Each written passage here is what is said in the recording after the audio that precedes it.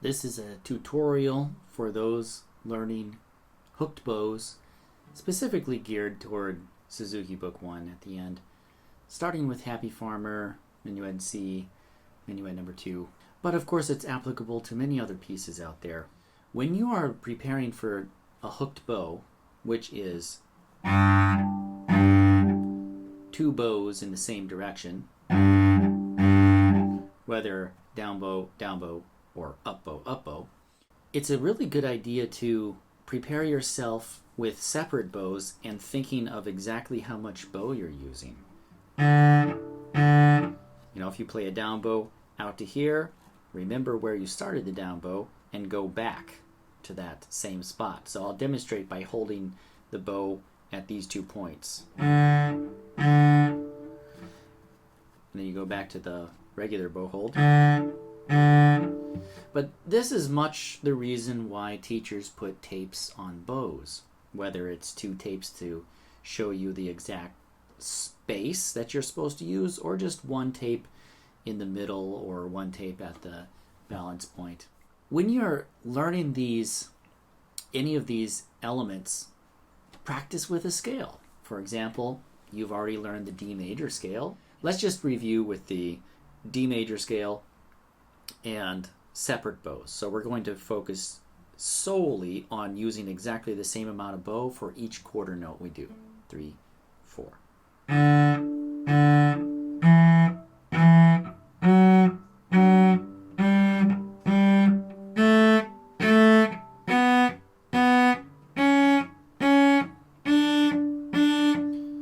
then of course you can come back down, which is a really good idea.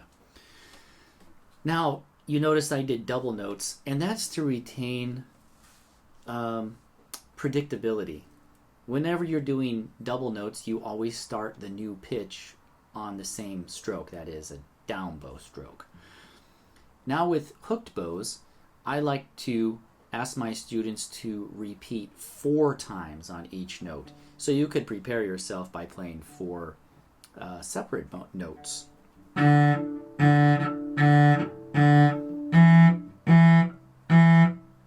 And so on and so forth. Now, let's get used to organizing our bow in 2 bow strokes in the same direction.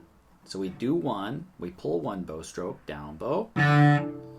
Remember how much you used, stop the bow like I did now, and use exactly the same amount for the second bow stroke. Now let's go back and do it again so you can get used to it. Right. Look carefully. Don't worry about any music. Focus solely on what your arm is doing, all of the things you've learned about how to draw a very nice straight bow stroke with good ringing sound, and think now even more on how long each bow stroke is being pulled. I mean, you could do it with even shorter bows if you want. You could do it out starting at the balance point. As long as the bow strokes are equal. This is really important to helping us learn the ropes, as it were. You have a better opportunity to think clearly about what's happening. You're pulling a down bow, stopping, pulling another down bow, and stopping. Okay, now let's start out in the middle, and we're going to push 2 up bows. Of course, it's exactly the same thing in reverse, right? So now let's do 4 Ds, 2 down bows, 2 up bows. 3, 4. And then let's continue with the D major scale.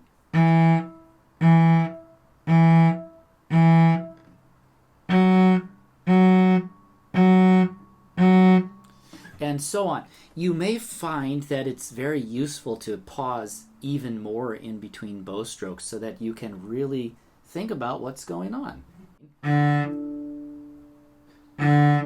You see? Because that's a new element starting at number 15, the Happy Farmer in Suzuki Volume 1. Here's just a small excerpt. Here's the first measure without the pickup, the first full measure of the Happy Farmer, so that we know what we're talking about. We get the gist, and then we'll go back and practice exactly that rhythm. 4, 3, 4. 1, 2. So, exactly right. You've already noticed the Happy Farmer gives us a couple of problems right away that we have to overcome. Well, obstacles. They're not problems, they're obstacles. That is, we have unequal down bow strokes and up bow strokes. The first is 3 times as long as the second bow stroke. If we count it in 4, we see it right away. We hear it right away. 1, 2, 3, 4. Right? 1, 2, 3, 4. Therefore, we not only have to think about how much bow we're pulling, but we have to think about 3 times as much and saving enough for that second bow stroke so that we don't overdo it. Here's what I mean. This is what often happens with students just learning this unequal rhythm. Right? You get way out here and you don't know how to take care of it way at the end of the bow. Something like that. So it's really important that we learn the even quarter notes at the outset. That sets us up pretty nicely for doing. And of course, you just really have to practice at it a lot. The scale. Let's do the beginning of the scale like this. 3 and 4 and 1 and 2 and 3 and 4. And you notice that I did the subdivisions rather than counting 4. You can do it either way, just to learn the bow stroke. But according to the music, if you count it in subdivision 1 and 2, and this is the correct or proper way, I guess you could say, of counting something that's in common time, 4/4. All right, I hope that helps. Please leave a comment if you liked it, or if you think that I could go a little bit deeper into something else or explain something a little bit more in detail. Thanks.